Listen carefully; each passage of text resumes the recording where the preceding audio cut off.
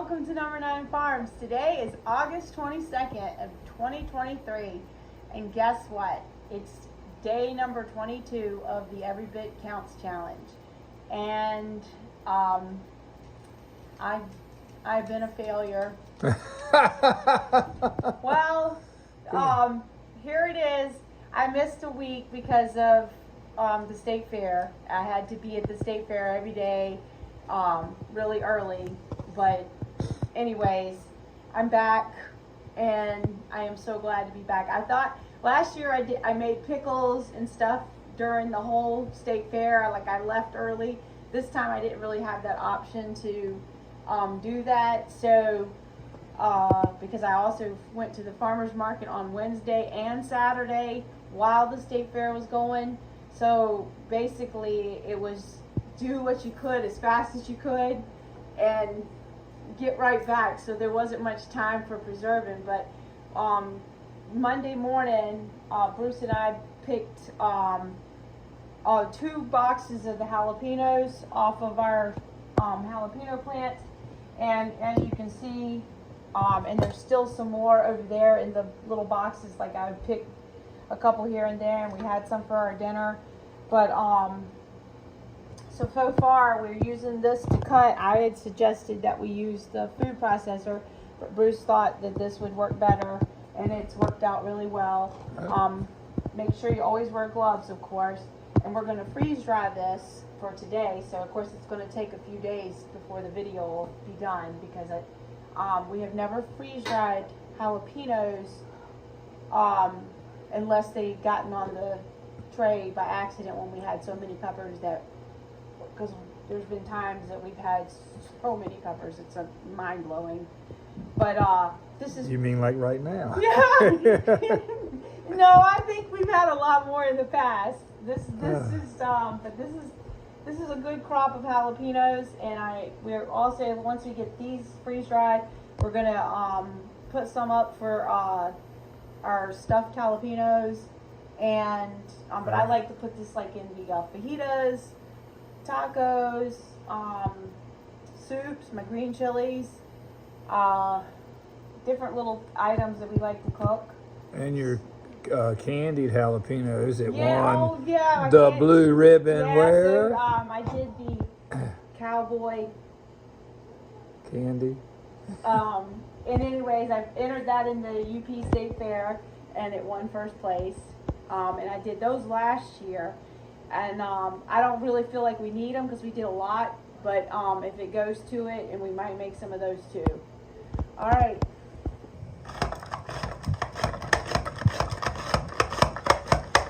Can you say jalapeno? You guys just let me know if I said it correctly. Jalapeno. No, as Colby used to say, Japapino. Yeah, jalapeno. Look at that. It works great, don't it? Yes, it does. I like this little. This little thing works good. Easy to clean up too. Boy, that was a smoker there now. That wasn't no tam jalapeno then. That must have been that dark green. Well, that's one of the grand jalapenos. It was tam jalapenos, grand jalapenos, pumpkin spice jalapeno, natapenos, which they're not hot. Yeah. Which they're delicious, but and then early jalapeno. So those are the ones I grew, and they were definitely successful.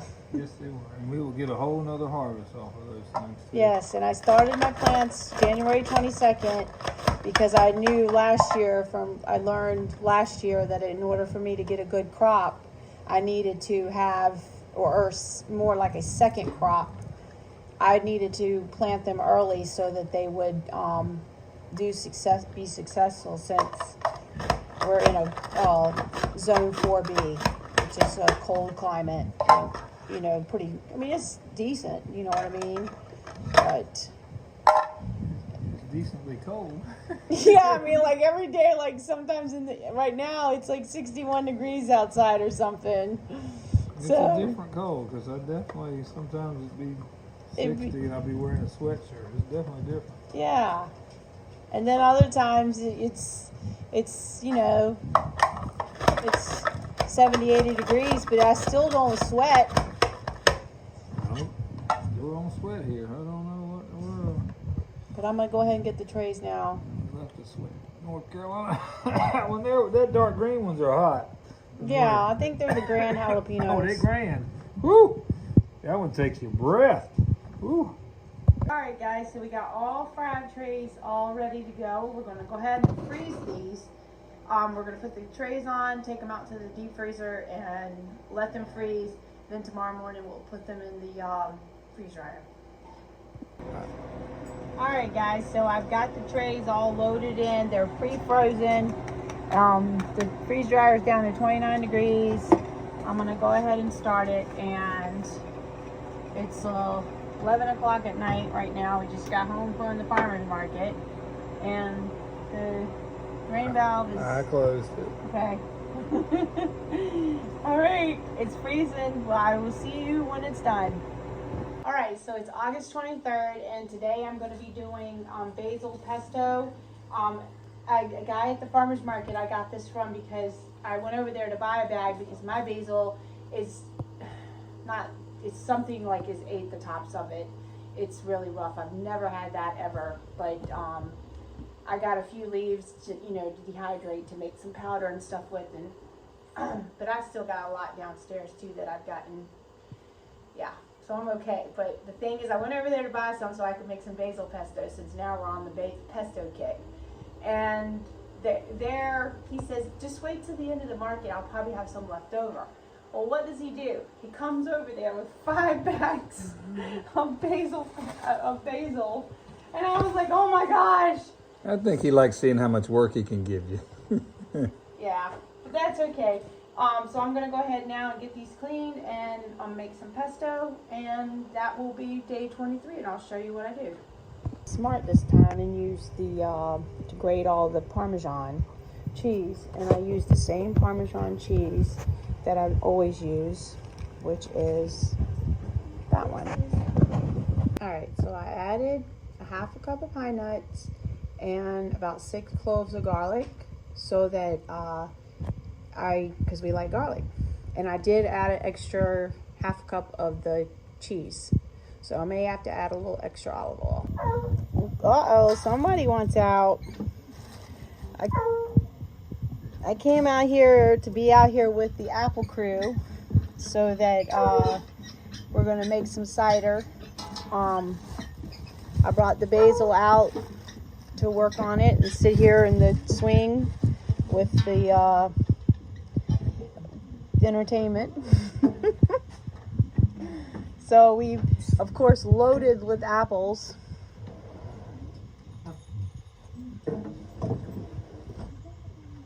And several trees over there too as well. Yeah, we're gonna get some of those red ones next. Oh yeah, them red ones are delicious. So you can see the swing. Rosie. Hi, Rosie. Wow, man. Okay guys, so this is what it looks like now going into the freezer, and the basil does oxidize a lot faster, and basically the garlic scape did not. I wanted to show you how big this bell pepper that I just picked is. Look at that. That's a big one. For dinner we have some corn on the cob, and I've also been making the mullein ear oil. So this is the mullein flowers and some garlic, vitamin E, and extra virgin olive oil. And I just put it on the lowest setting and let it go for about 8 to 12 hours to infuse. And there you have some, strain it, and you have some mullein ear oil.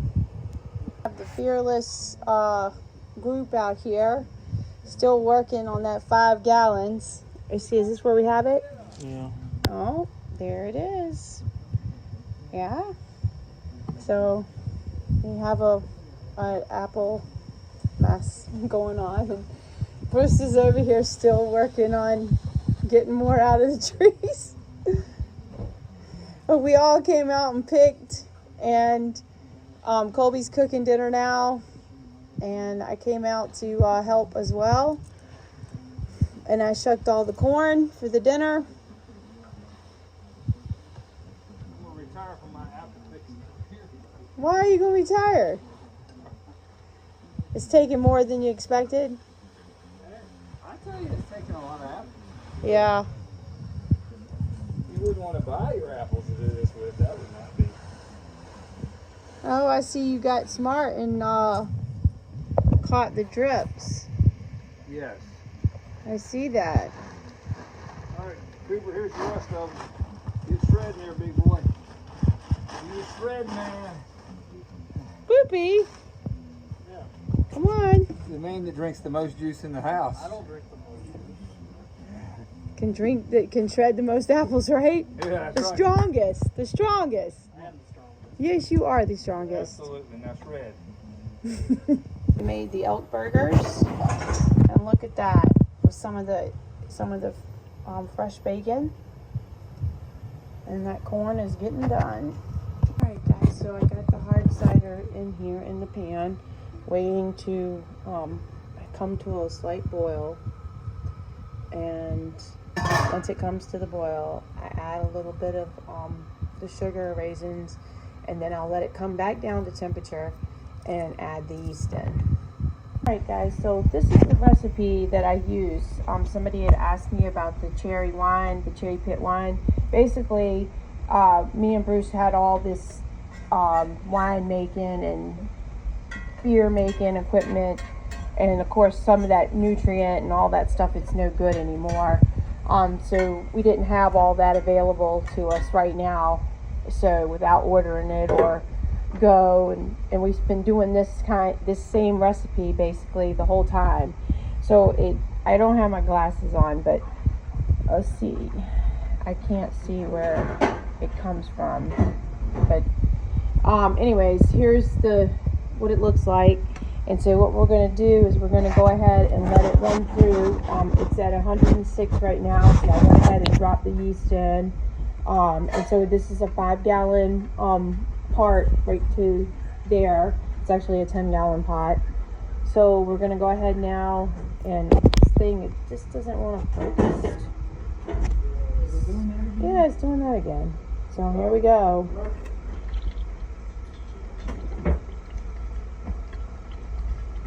Turn it down a wee bit. Okay. There we go. Yeah, I think we're getting ready to get a big storm. So Bruce is cooking some of our potatoes that we just dug up. Our Magic Molly's. Yeah, and a few extras. And some of that corn we got at the market the other night. My princess is home. But we're going to a football game. But I'll bring you back. So basically we just, for all our little wine, mead, everything, just do simple stuff. We don't do all this elaborate stuff, and we don't have all this fancy, what's the Recipe. well, with these things like you buy this and you buy that and you buy this, you know, like the Camden tablets, and you know all the stuff that we had before. Yeah. Now we just do it simple, old fashioned, Yeah, we just let it happen. and let nature take the course. Just let it happen.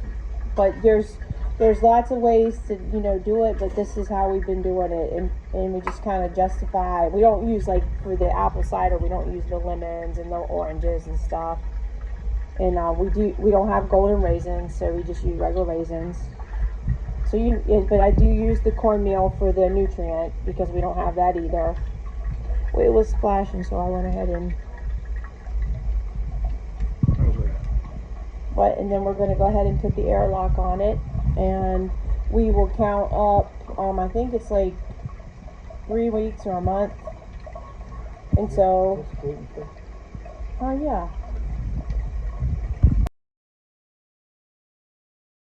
Hello guys, and It has been 31 hours and 20 minutes, and I just let the air out of the freeze dryer, and we have the jalapenos done. So, and they're nice and fluffy, and absolutely look very good. So, yeah, I'm gonna go ahead and take a bite of them. We'll go ahead and get these packaged upstairs. I just got all the laundry caught up from the weekend, from the farmer's market, and now I am ready to get some of our preserving done. Wow, very good. Very good. See you upstairs. You know you're gonna want to wear some gloves for putting up the jalapenos, for sure. And you know that bite I took? Yeah, it's hot. I'm telling you. Woo! And I can eat those Trinidad scorpions mixed in with those pickles, but I'm gonna tell you, when you eat this jalapeno concentrated like that, it's a whole new meaning. So, just packing them in here. I've got a whole nother box to do, but this time I'm gonna can them. I've already got enough of the cowboy candy made. I already told you that, but I'm gonna go ahead and make just some regular pickled jalapenos. So we mostly like the pickled hatch. So now my nose is running from that jalapeno. Woo! Get that in that jar nice and tight.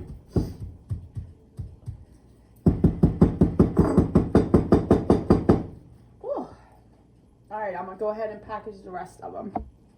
Alright guys, so looky here. 5 full jars and then 2 quart jars, basically.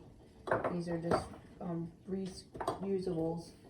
So I'm gonna end the video here, and today is the 28th of August, and we are making dog food today. We've got quite a bit done. So I would say Bruce is making dog food.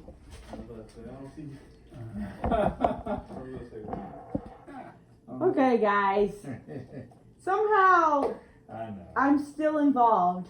Okay. The boss is always involved. Just like what I do here. Okay, so that things somehow I'm always involved in it too. I know. In fact, I'm going to give you a great job right now. We're using bread ties and packaging the dog food up in our little game bags. Here, you can come crank one in, honey. And we've got the grinder out.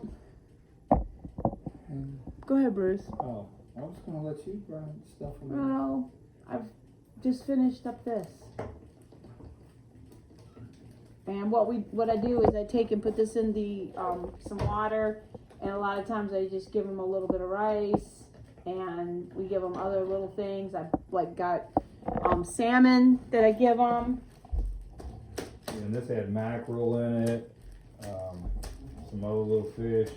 This little oil right here that I give them on their dog food every day, and they love it.